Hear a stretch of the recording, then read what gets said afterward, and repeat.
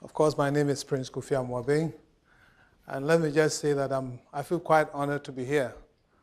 From my humble beginnings from a village in Africa somewhere, and to be invited by Stanford University to come and share experiences. It's a great honor, and I thank everyone here for this great honor. Can you all hear me? If you can't hear me, just raise your hand and probably move a bit or signal that the sound should come up. Well, everything starts from childhood. You have a chance to come into the world and you have to make an impact. So, and it sort of dovetails into whatever you do as you grow up. So I'll just give you a little bit about my background, as in how I was brought up. I was born in the eastern region of Ghana and born to a farm. My mom was a farmer. My dad was a cocoa purchasing officer. And my dad was a very interesting guy. Early days that I remember, he saw me trying to steal a beer from an empty bottle. And he said, "Why are you doing that?" And of course, as a kid, I was standing there maybe 4 or 5 years old and looking. And he says, "Get some beer to drink." So, and I mean, here, he probably would have been arrested, but he poured me about a third of a glass, and I drank it. And I got drunk.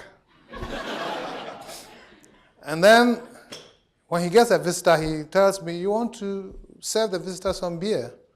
And I say, "Yeah, why not?" And I'll go and get the beer, open it up, serve the visitor, and serve myself if it's not there, and I'll be waiting with the visitor.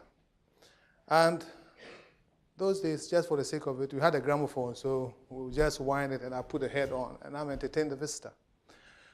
In other words, what I'm trying to say, he gave me the leeway, but anytime I went out of bounds, he clipped it. And he used to beat me if I really went out of bounds and things like that. But he decided that he would give me the best in education because he did not get it. And he was quite brilliant. I met a mate of his who was a professor. And the mate said, "Your father was a brilliant mathematician, but of course, he didn't get the chance to become a professor like me." And before that, my dad used to say that he was brilliant, but everybody's dad is brilliant, you know, but until I met a professor. Anyway, so I went through school, normal kid, and I remember something else. When we moved to my village, which has got a long name, for the sake of Amma, I would say Kukrantumi. That's how it's called. You know Kukrantumi? Yeah. Okay, fantastic. Now, when we moved there, and this is long ago, I was the only guy who was wearing sandals to school. And I went to school the first day, and everyone started coming to see the guy who's wearing some funny thing on his feet. And I was very uncomfortable. So I just took off the sandals and hid the sandals. And every day when I'm dressed up to go to school, just before the school, I'll take my canvas off my feet and hide it in some banana plantation. So I'll be like an ordinary kid. One day, unfortunately, my mom came to the school. And first it was, "Where are your sandals?" And everybody was looking. This guy has never worn sandals in this school. And of course, I got some beatings, and they dragged me all the way home. And my dad was there. As soon as my dad saw the confusion, I think he understood. He says, come. We have an issue." I said, "Yes, we have an issue." They says, "What happened to your sandals?" I said, "Nobody wears sandals. Nobody." So I was feeling a bit awkward. And he took his time and said, "Would you want everybody in that class to be wearing sandals?" I said, yes. "So you know it's good?" I said, "Yes." He said, "Well, you can help them by wearing yours, and I'm sure by the next term, some parent will buy sandals for the kid because you are taking the lead." And I said, "Yeah, but in the meantime, everybody." But anyway, so reluctantly, I wore my sandals to school, and everybody was looking at me. And true to his word, by the end of the term, we had about 2 or 3 people also wearing sandals. Anyway, then I moved on to secondary school and university like any normal kid, except I was a bit on the wayward side more than being a straight and proper. But my dad told me at one stage, he says, listen, let's have a bet. And I said, oh, what is a bet for? He says, well, it's difficult to pay your fees. I'm trying to get you the best of education. And you must promise me that you always bring good grades home. And I will also promise you that I will never fail in paying your fees. And I said, well, this is easy. So I pass and you pay. He said yes. And we shook hands on it. I was probably about 13. And you know what I did? I will be with all the bad guys in school, but 2 weeks to exam. I must learn for that old man because I respected him and I loved him and I could not disappoint him. So until I finished university, I thought I was learning for the old man. I didn't know I was learning for myself. And most of my friends fell by the wayside because they didn't have some strong person who could keep them on the right track. But my dad was there for me. And so I finished university, and I had second class up. I did BSc admin in the Ghana's premier university, which is Legon. And when I finished university, then it became very interesting. I was doing national service. I was paid 155 cedis at a time. I don't know how much dollars it is.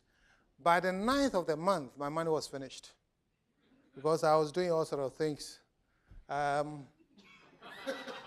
go to a nightclub and move to another nightclub, and by 6 o'clock, I go to the last nightclub. So by the 9th, my money was finished. And I was asking myself, how am I going to get disciplined? How am I going to be successful like the people that I see? Then one day I saw an advert, admissions into Ghana Armed Forces. And of course, I didn't like the army. It's zombie and all sort of things. But I read it anyway. Now, when I read it, it said, officers wanted, military officers wanted. I asked some guy, what do they get? What do they pay them?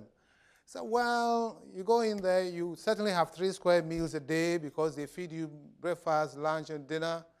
You're given a room which is furnished already. You pay the salary. And I said, bingo. I don't have any responsibility. Just present myself, 3 square meals a day. If my pay gets finished, I will still eat anyway. I will still have my room. And there's nothing better than that. So to the army I went. That was the only evaluation. And I joined the army. I regretted initially, but I enjoyed it. And whilst I was in the army, I had a chance to take an exam. And after the exam, I was given a chance to go to UK to become a chartered accountant. It took me 1.5 years to become a chartered accountant. And I came back, and I was the only chartered accountant and with a good degree to boot in the Ghana Armed Forces. But in the army, it's not about what you know that gives you a responsibility, because colonels and above were heads of budget and other things. And even though they were not qualified accountants, and I was qualified accountant, I was still a paymaster. And I had to report so many levels before it gets to them. And I was complaining. I said, well, I'm not being allowed to use my qualification and things like that. But they found a place for me. But soon as I got back from London, when I was in London, there was the first revolution in Ghana. This is about 79, June 79. And I wasn't going to come back to Ghana. But then they handed over to civilian government just in 3 months. So I came back, and when I got back, the army had been turned upside down because the coup was organized by junior officers and other ranks and overthrew the hierarchy. It was, at best, it was a mutiny, and I wasn't too happy with it. We said, okay, I will stay and let us turn things around. This is about 1980, 81, and there was another coup, 1981. And I said, enough is enough. I need to leave. So I left the armed forces in 1982 just because I was dissatisfied with the whole process. Now, what was I going to do? Because I just left, no plans. I went to Nigeria because most Ghanaians were in Nigeria at the time teaching. I didn't like it. I went to Liberia because I had some job offer. I didn't like it. I went back to London, and I went to a mate of mine. I said, I need to come and settle here in London. And he said, well, you don't have the right papers, so we can probably find some bookkeeping job for you. And I said, Louis, but I was smarter than you in class, and you're an accountant. And he said, you don't belong here, and so that's the best we can do for you. And I said, thank you very much. I got back to Ghana, and I had no other option but to try and fend for myself. My next door neighbor was a businessman. Well, I'm a business student. So I teamed up with him. I was just under his tutelage, because if he's going to collect his check, I went with him. He's going to buy something. I went with him. And then it's like, okay, Prince, you can go and try your hand here and there. So I started business. Long story short, I did all kinds of businesses. I was doing simple buying and selling like a general merchant. I was into timber, sawmilling, and the rest. I was doing imports of wines, of floor tiles, of hard stuff, anything that had a margin, I would do it. And that was decent. I better add that. And then I was in air conditioning business. I was teaching at the Ghana Stock Exchange. I was in oil business, both downstream and midstream. And a lot of the businesses, I failed in them. But I learned my lessons from them and moved on. And some of them I did fairly well, but then at some point in time, I just lose it. Either because I do not agree with my friends or my partner or something. Then finally, in about 1995, 96, I really hit a very low position because my wife at the time left me with the kids. And I didn't have a permanent job. I was still a roving businessman. And she left with everything in the house. And it was really a disgrace. And I was saying, after so many years, and I was then about 44 years. And at 44, you don't have a home, you don't have your kids, you don't have a business that is thriving. And I said, I better find something to do, and do really quick. So I started being more aggressive with business and being more focused with business. And what happened was, anytime I went to the banks and I had good opportunities, the banks were not there for me. Either they will waste so much time, I lose the business completely, or they will approve and tell me that, okay, you applied for maybe $20,000, but we can give you $3,000. And I'll ask them why, because it's a specific amount for a specific job, and I need exactly what I'm asking. And I was reflecting. Here I was. I had a good degree in business. I was a chartered accountant. I was even a lecturer at the stock exchange. And I had done business for 12, 14 years. And I was a ex-military man, so quite disciplined, and I should appeal to everybody. And when I say yes, I mean yes. And I still couldn't raise monies. And I was fighting them, and we had our quarrels and things like that. I think one thing led to another, and I said, wait a minute, if I cannot raise money from the banks, then I'm wondering who can raise money from the banks. And this is Africa. There are not too many people with qualification and experience and things like that. So I said, well, I think there is a serious gap here, and I should look at providing financing for the SME sector, that is people like me. In the economies of Africa, about 80% of the economy resides in the informal sector. That's basically small, medium-sized enterprises and things like that. And I was reflecting, I'm saying, really, really, I must understand the banks, because a bank is a formal institution with so many years of development and everything. And we say we are in the informal sector. So really, there's a disconnect straight away by definition. How can a formal institution serve an informal setup? So I said, let's form a company and understand this huge informal sector and see how we can lend to them, because the banks are failing them from the experience that we had. And that is how the UT story began. In 1996, 97, we got a license from the central bank, and myself and 3 young, not so qualified people, we decided that we'll set up a company.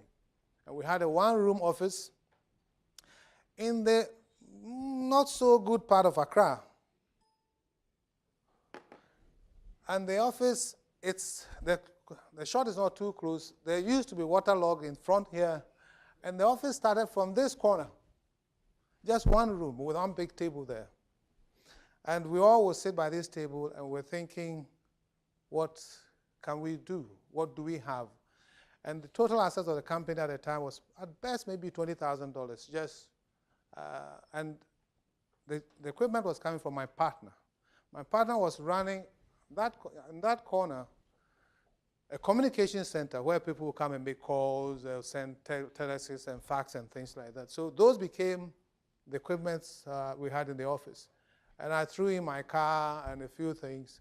And my driver became one of the three who was the employees of the company. So the thing is, I'm sure you want to know about the kind of challenges that we had at the time. Of course, we had all sorts of challenges, you can imagine. But generally in Africa, I think the challenges come from, broadly speaking, two areas. One is this infrastructure that governments must put in place for businesses to thrive. This wasn't there. And then the other one is the culture of the people that you have to deal with. That's your customers and your staff and things like that. And when it comes to Africa, our cultures really plays its part in creating the kind of people that we are. Now, on the government side, in Ghana, for example, we don't even have addresses. Address system, as in number 5, whatever road and things, is absent. So if you're trying to lend, it means you must find your own ways of identifying where the houses are, where the offices are, and things like that, because the roads are not named and the houses are not numbered. Also, we have a system where the police can be corrupted, or they are corrupt to some extent, and the courts are not delivering justice on time. And to lend, you need the police, you need the courts, you need to have addresses. So those structures are not there. And to connect from even, someone was giving us his experience in Ghana this afternoon. Some roads, maybe 100 miles, will take you about 5 to 7 hours to go 100 miles. So those were some of the challenges that we had from lack of structures and infrastructure. But the other problem is the problem with the culture of Ghanaians, or generally Africans, because when we start businesses, we look at the businesses as an extension of the individual. So if I start a business, I'm the owner of the business, I'm not different from the business. The business money is my money. If I need something, I just dip my hands in, take the money and spend it as I want. And therefore, in trying to serve this sector, we had to actually find ways and means of disbursing these monies and monitoring the monies and making sure we can collect the monies. We also had other problems like getting the trust of the people for them to lend us their monies, because the banks would not give us any monies. They didn't understand what we were about. They had never been there for us. So we had all sorts of challenges. But then what we did was, where we had the problems, we had to be quite innovative to find ways around it. For example, with the address system, one day I heard that some of my staff, who were about 8 at the time, had collected monies from some of the clients and shared the monies amongst themselves. And I got so mad, I sacked everybody. So from a staff of 8, we got to a staff of 1 myself. And I was saying, how do I then know where the debtors lived? Because the guys who knew where the debtors lived had all been sacked. So I had to eat humble pie and call 2 people and gave them strong warning and said, next time, but it wasn't, I didn't have a choice. I had to give them another chance. and then they, with their help, were able to put some of these debtors back on track. And then immediately I pulled the whole team into our one room, and I said, we're going to learn a bit of geography. Everyone will learn how to sketch from a point to another point. So if you go to a client, you find a point which can be referred to easily, let's say Kwame Nkrumah Circle or some kind of roundabout or something, and you will sketch from that point to the house of the client. And then we had our own keys, as in broken line means on tarred road, a straight unbroken line means the road is tarred, and then we had triangle meaning a billboard, and so on and so forth. And for every loan, you have to sketch to the house of the client, give me another sketch to the collateral, and give me another sketch to the offices if these 3 things are different. And so it's not only about the addresses. Anytime we find a problem, we have to sit down and strategize and see how we can really mitigate those risks. Because the government won't say that because somebody owes you, I'm going to name that particular road for you. You have to find the solutions yourself. Now, with this kind of attitude, and it was because there was a lot of loyalty to the company. I was sitting right with them, and the values and everything actually came from me, and I had to infect them with it for us to do a good job. Now, from then on, we grew slowly and at quite a good pace, and then we were also challenged by the regulators. At some point in time, we decided that we wanted a new branch in Tema, which is about maybe 25 kilometers from Accra. That's the port area. And the regulator did not want us to have a branch. And I read the policies of the central bank, and it says if you should open an office, you should inform the central bank within 21 days. But the operators were saying you have to take authorization from us. So I checked, talked to lawyers, and I said, what's the true position? He said, listen, really, the law, as written black and white, says you should inform them, but they will certainly not let you open an office. So I said, go ahead and let's open an office. So we went and opened an office in Tema. And they heard about it, and they came for inspection. And they said, some of your files are not here, so we don't have the complete business. I said, well, that is true. Some of the files are in Tema. Why have you opened an office in Tema? I said, well, because some of the business is in Tema. You are not supposed to have a branch in Tema. I said, I don't have a branch in Tema. So what office is that? I said, it's a liaison office. And they said, what do you mean a liaison office? I said, a liaison, I mean, open a dictionary, you see liaison office. And in time, they started referring to it as UT's branch in Tema. So they accepted it without, unconsciously accepted it. And quickly we opened up 2 more branches in Kumasi and Takoradi. And they had to accept, because they accepted 1 branch, we put in other branches. And we grew to a point where we were the only non-bank that had branches. But we grew to a point where we had about 16 branches scattered all over the southern part of Ghana. Now, our service to the people was so successful, and really, the unique selling proposition was that, and this is a bit of ironical, because if you look at the SME informal sector, this is the group that probably don't speak even too much English. The owner is probably not qualified as in having a degree or anything. They don't have qualified people in the company. They don't keep good books of accounts. They want to hide their monies and not declare. And therefore, they cannot plan for, say, a month or 2 months. Now, so they needed the financing or funding in the quickest possible time. So a typical a typical informal sector person or SME comes to you and he says, I need $10,000. He means now. Because somebody is standing outside his shop trying to supply him or her with some goods. So you must find a way of financing them as quickly as possible. And that was a challenge.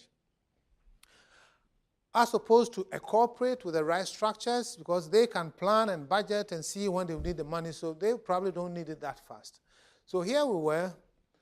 The banks were probably using about 2 months to give a loan to companies with all the right structures in the formal sector.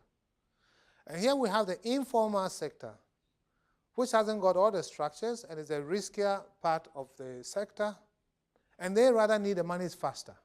Now, to a normal banker, if you are riskier, they have to take more time, not less time.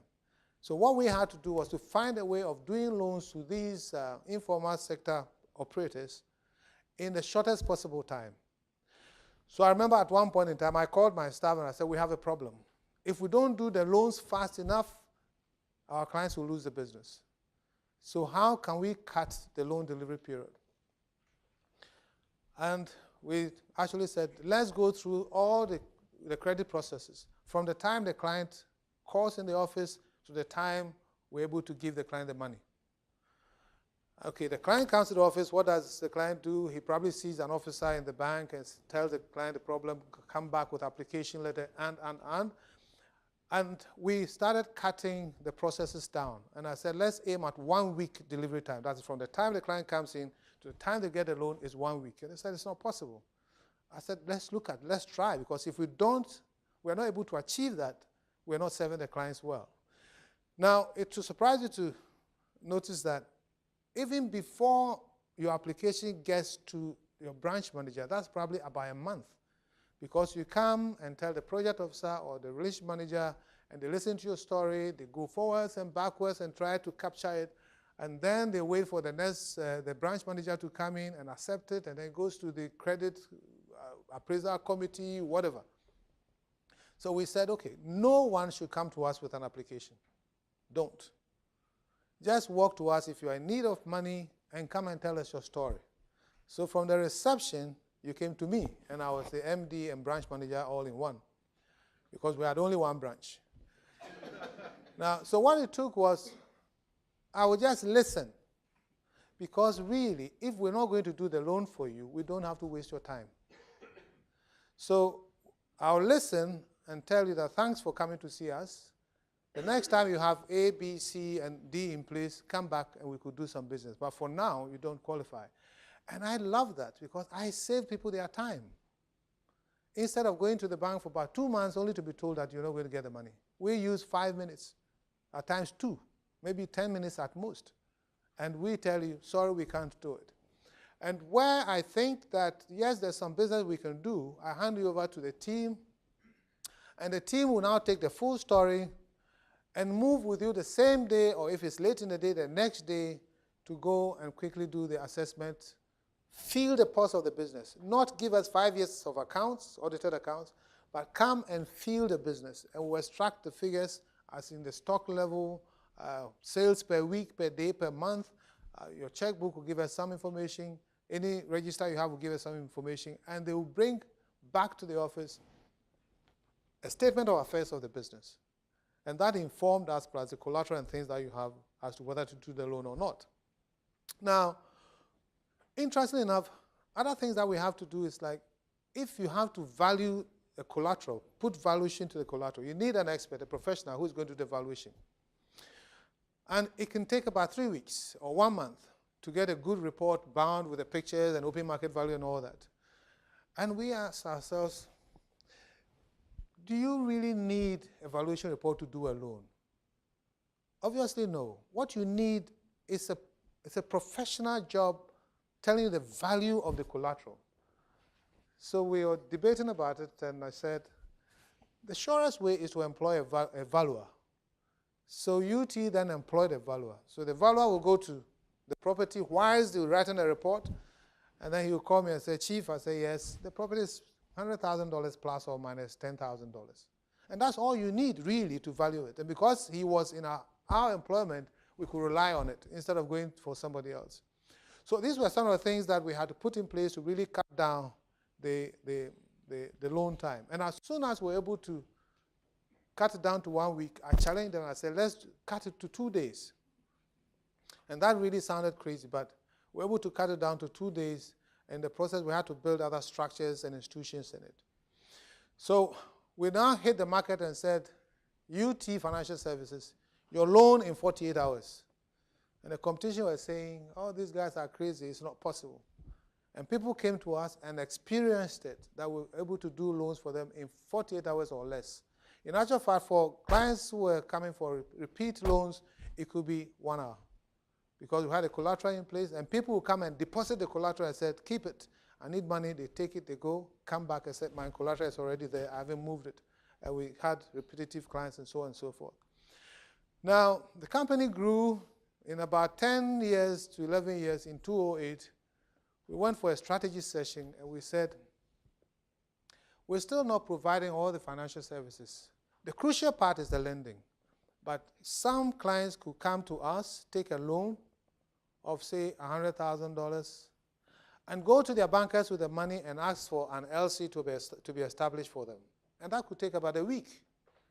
And we're saying, if we give the money in 48 hours, and the bank will take about a week, 2 weeks to establish an LC against that money, then surely they're taking advantage of our clients. So we need to become a bank. And the challenge was to become a bank and still have the speed and the flexibility and be able to meet regulatory requirements and so on and so forth. Now what we did was, and note this, for the company that we started with total assets of $20,000 odd, when we decided to go to a stock exchange in 10 years' time after that, we had a total capitalization of $90 million. And it's because we were investing everything back into the company. When I wasn't being paid any serious money, we never paid dividends to anybody. We put the monies back and grew the business. Now, when we got to the bank, the challenges were different. It's not regulatory matters. And one thing I always say about a regulator is, it's like a big articulated truck on a very narrow road.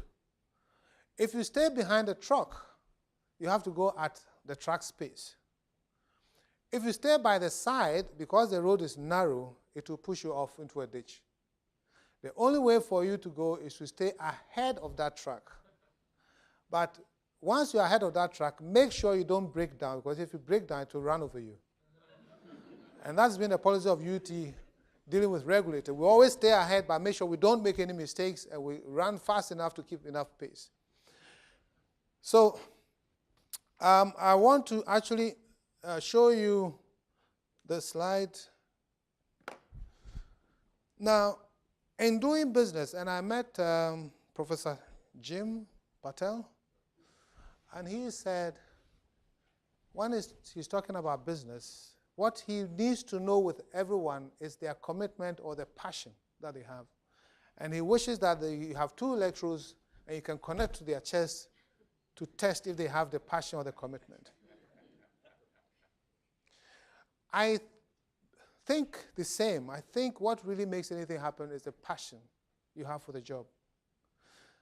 Now, since this is an institution of learning, I want to share what I believe creates the passion or brings out the passion. And you should look for it. To have passion for anything that you're doing, one, you must have love. You must have 2 types of love.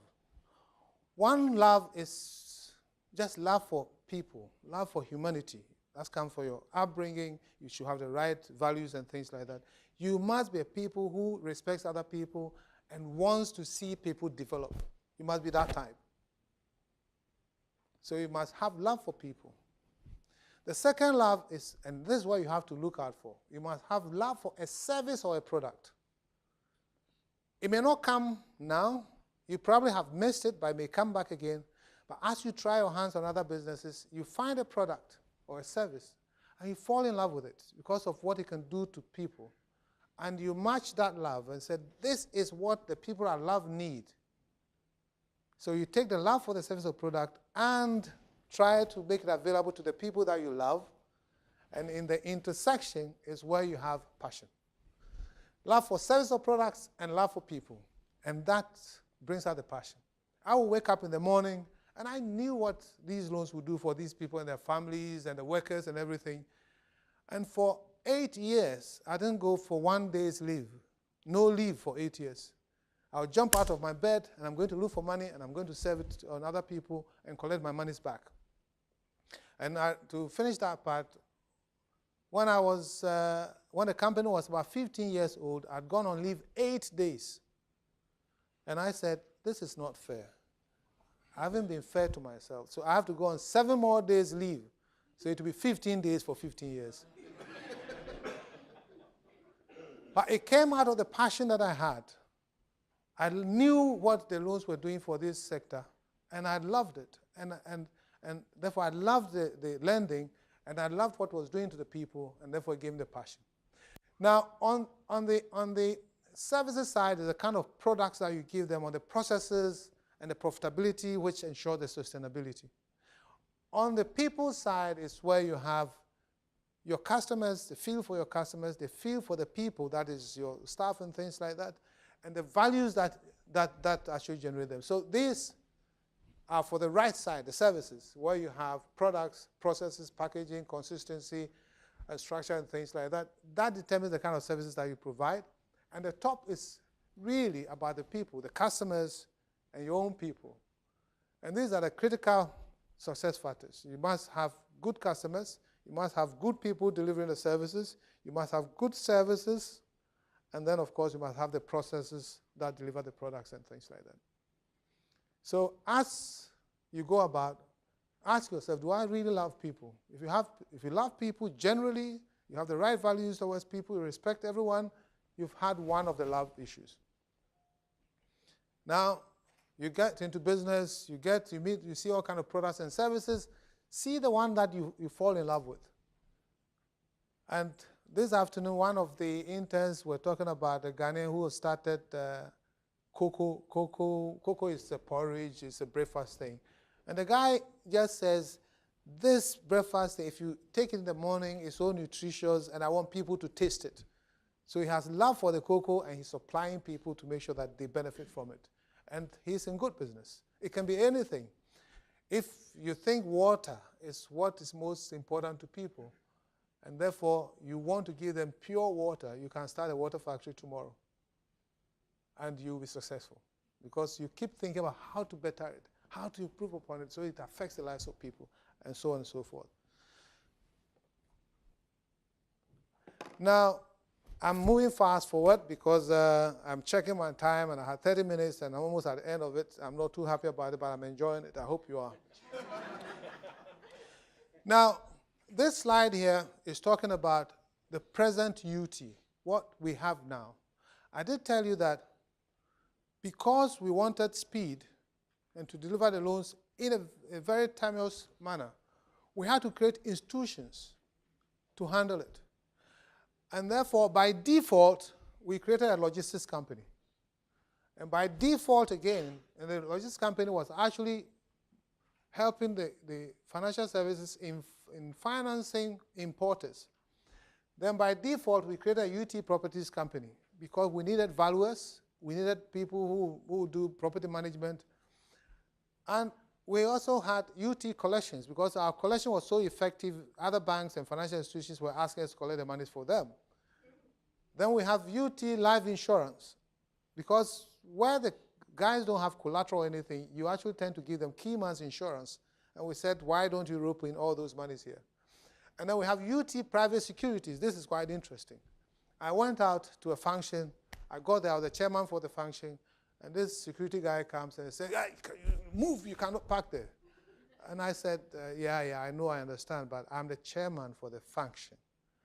And he said, okay, then you can park there. So I parked. Then I drove to my office after that function, and the security guys on the premises of UT were doing the same thing to some of our clients. And I said, if we want to provide the best services, customer service to our clients, and we don't take care of them outside our doors, the story is not complete. So I called a friend of mine. I said, General, can you come over? He said, yes. I said, I want you to form a security company for us. He said, why? I said, we want our own security company so that the customer service starts from the gate, not from the door. And it's a very interesting company that we have there. And we tried to do what we did in Ghana. We went to Nigeria with a non-bank financial service, just how we started, and started growing the business. And again, in South Africa, we're also in South Africa trying to do the same. So currently, as we speak, we have UT Bank, which has a staff of about 850 and assets of about $500 million. Logistics, staff of about 40, assets about $4 million, properties, and the rest. The total value in terms of assets is probably in the region of about $600 million from what we started 17 years ago with assets of about $20,000. And that is the story of UT. Now, I need to put this slide on because to be able to achieve anything, you must have strong values. And when you start, the values are really emanating from the leader. And the values that we have, integrity, because without integrity, you'll be lying to your staff, you'll be lying to your mates, you'll be lying to your customers. You need to be honest to people, and that comes from the love for the people. Professionalism, if you don't know what you're about, of course, you collapse the whole business. Stepping up to the plate, what we mean is that promise, if you have to promise, be careful what you promise them. When we said we'll do loans in 48 hours, we had done our homework and we gave them exactly that. So you promise carefully and make sure you deliver. Why not is the innovative part of it. Challenge yourselves. A loan in 48 hours, why can't it be done? Because the banks are doing it for in 2 months, you want to also do it in 2 months, you must be innovative and say, that cannot be right, it's not helping the people. Ubuntu is actually a South African word, it's a Zulu word, and normally it's attributed to Nelson Mandela, but it's just part of the language. And it means that we are family. The whole universe, all human beings are family. I am who I am because of who you are. And there is connectivity amongst all of us. And finally, it's about respecting everybody. And if you come to UT, you can find a messenger giving me a hug, or me giving the messenger a hug. Everybody's role is important. Everyone has a right to be in this world. Nobody has a better right in this world. And respect each other and give each other a bit of space. The Bible says, love thy neighbor as thyself, which is a bit maybe more demanding, but at least respect thy neighbor as thyself.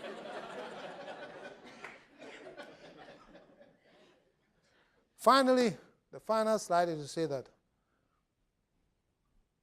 fast forward, this is where we started and grew to cover this space. And this is where UT, in terms of infrastructure, is. This is the head office of UT Holdings, and that is the head office of UT Bank. So in short, it can't be done, but it has to be done with the right values and with a love for people and love for services. On this note, I think I'll say thank you very much, and I'll invite questions.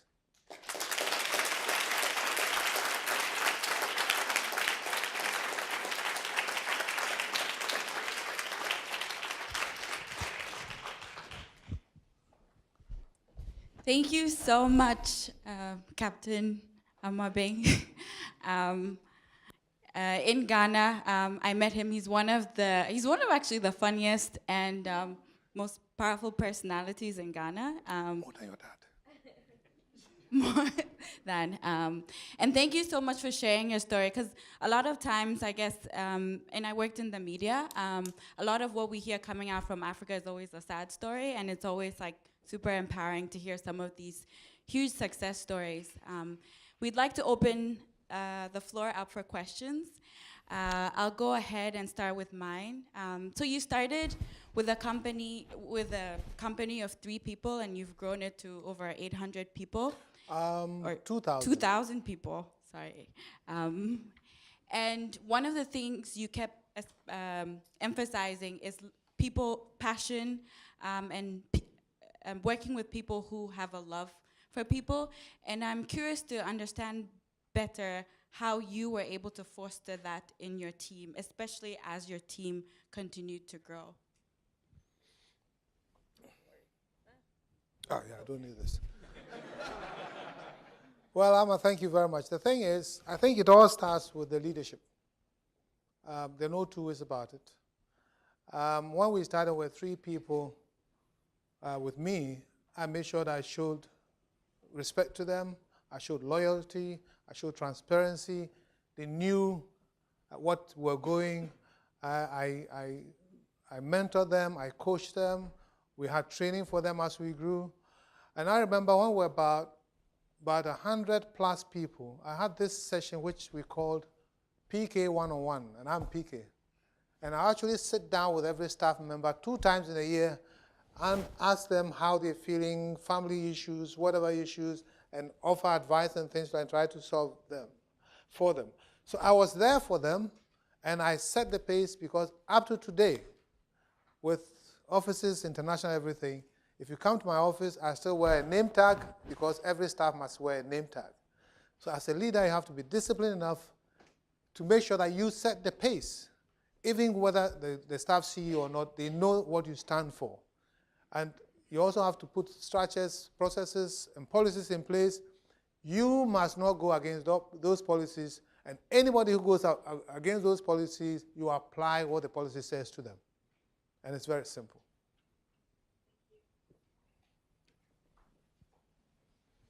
Hi, my name is Lois. I work with the IFC in Ghana, and I have IFC? Prior to joining the GSB, yes. I have one question, and it's regard, you spoke about the challenges you faced doing business in Ghana. And when we look at the slide, you're going outside Ghana, you're going to South Africa, you're going to other African countries. So I would really like to know the challenges you are facing working across Africa with different regulations, different economies, really different languages. How are you facing those challenges? Okay, that is good.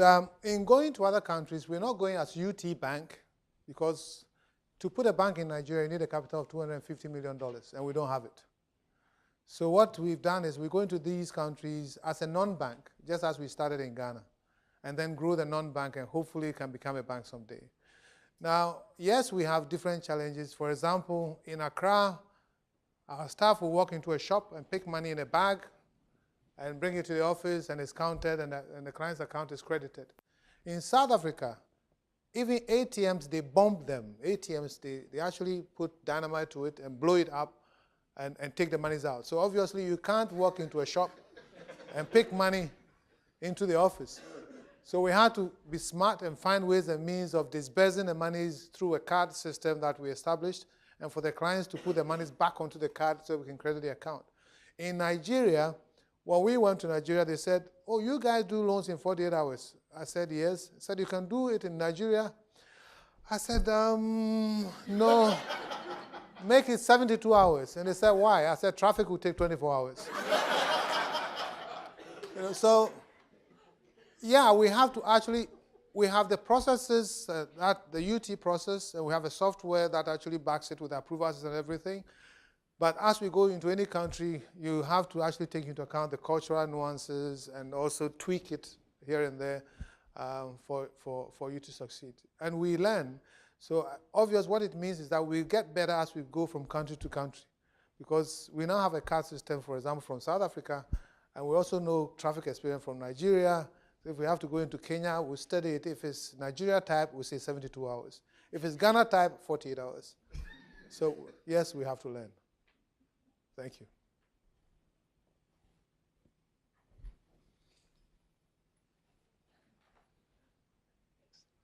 Hi, my name is Kevin Schuster. I'm part of Vodo Mobile, a company based in Kumasi, and I was previously a fellow at the Meltwater Entrepreneurial School of Technology in East Legon. Thank you for the role you're playing in inspiring. Did you hear of UT when you were in Ghana? Oh, yeah. Okay. You're one of the big role models of the entrepreneurs, so Thank you for the role you're playing in inspiring the next generation.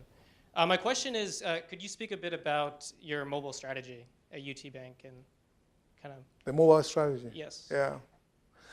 One of the things is banks thrive on deposit taking. And as a new bank, we have to find ways and means of mobilizing deposits. And the banks are good at it. They organize raffles and things like that. If you deposit so much, you can probably win so much, some of which we're doing at the moment, but we had to find special ways of mobilizing deposits faster. And of course, we're looking at mobile money, mobile phone, money on mobile phone and things like that. But one thing that we actually did, which changed the game a little bit, and I'm sure that's what you're referring to, we ordered from the US bank on wheels. Virtually, it's a van which is on wheels, and it's got tellers in the van, and it's got ATMs on the van. So the van can drive to a community and provide full banking services. And it's connected, so it's real-time banking. And once you deposit money with the van, you can actually go to any UT bank and have access to your money. We started with 2 tracks. We had the intention of putting in an additional 10 tracks and then grow the business. we had initial problems. I think maybe you're not aware of that. When you drove to a community, and this was very good because one van could serve about 5 communities. It goes Monday, market day, then it moves to Tuesday, market day, and things like that. So we thought it was perfect. Now, when they drove to the villages and they were able to deposit some money, evening time, they pack everything back and they're driving away. And they said, you can't go away. You can't take our money away. Because they're used to seeing banks in brick and mortar. And for a bank to move with their money, so we had to actually go to the place again and educate people and things like that with loudspeakers and tell them that, no, we're here, your money will be found anywhere you see the UT sign. It's not just this van. You know. But it's still a good thing because of that, we had a fire in the head office one morning. And we had to close the head office. All we did was to move one of the vans to the head office area, and it covered up for it. So the mobile van issue is quite good, and once it stabilizes, we will import a bit more trust. But again, the other banks are sitting there watching, and they are not innovative enough, and we always try new things and try to beat the competition. Thank you. One last question. Why? Is it time is up? I was just warming up. Thank you so much for this presentation. I thought it was brilliant when you described the informal sector. Business in the informal sector is an extension of the individual. What percentage of your clients did you think needed financial education, and how much time did you have to spend to educate your clients? Thank you. Thank you very much for that question.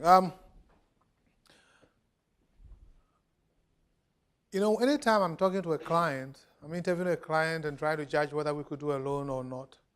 For me, what mattered was the character of the client. And the way to do it is, I get very informal. You walk in, I'm saying, maybe you resemble my brother who is this and that, and we start some informal conversation. And I'm trying to judge your character. And I ask you, are you married? Where do you live? Who are your parents? Are you very free with your dad? And things like that. I'm trying to judge your character. And I didn't learn it from any particular source. I just developed a flair for asking these questions and trying to put the guy in some kind of make a judgment about the guy. Now, if you have someone who is upright and wants to do the right thing with the right character, then you can actually reason with them and teach them and things like that. Some of them are crooks and they come and it's like Tom and Jerry. They're trying to see what you want and try to find a story around it. But to come to your point, we realize that, as I said, some can't even speak good English, so we have to do a lot of literacy campaigns for them directly. At times when we visit them, we have to let them know how to keep their books and how to do better business, because it helps them and it helps us going forward. And we have to organize literacy campaign in the markets. We tell the market chiefs that we come in this day, they close a bit early or have a break and meet our team, and we tell them the right things to grow their businesses, how to understand money, how to deposit monies or take loans and not let it hold on to the money too long. And we have a whole series of things educating them. And also for some of them, we give them formal education. So it is an important part because you need to develop them and eventually and hopefully bring them to the formal sector.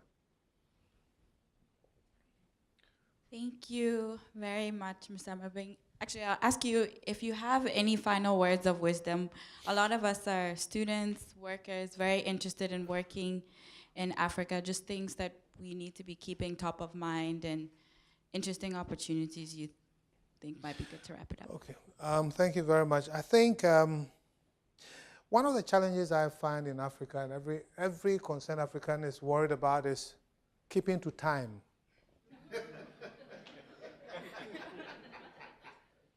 I like the way you laugh, but it's not something you should laugh about.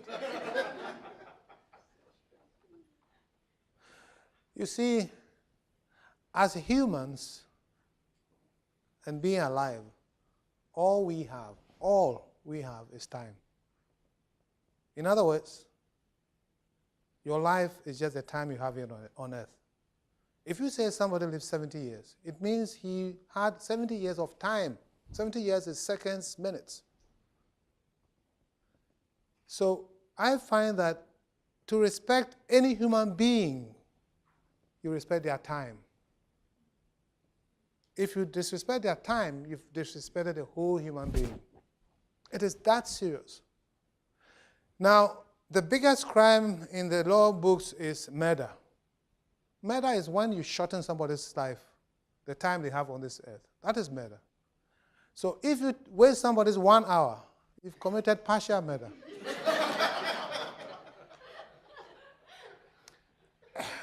It's as serious as, this is how serious it is. So in dealing with people or respecting people, and this, if you get it right, that is ultimate customer service. When somebody walks to you and is looking for a service, use as little as their time as possible and give their life back to them or their time back to them for them to decide what they want to do with it. Now, the time that you take to serve them, the additional bit is make sure it's quality time and they find it memorable. Because there are two aspects to time, the sheer quantity of it and the quality of it. Quantity, you don't determine it. Quality, you can do something about it. So customer service and to win clients and all that, make sure that you deal with them in the shortest possible time. If you have to extend it, ask their permission and show concern and don't waste their time because you're wasting their life. And make sure that the time you spend with them is quality time. They say, oh, I went to UT. Oh, the guy was so nice. Oh, no, I have to go again. And that is what life is about. In Africa, we got it all wrong. The moment you're successful or you're a big man, it means you can just disrespect everybody's time. And I think really, really, really, if we will address our woes in Africa with respect for time, the other things will fall into place. And it is not a joke. So keep that. And if you want to think about innovation, don't think anything. Think time.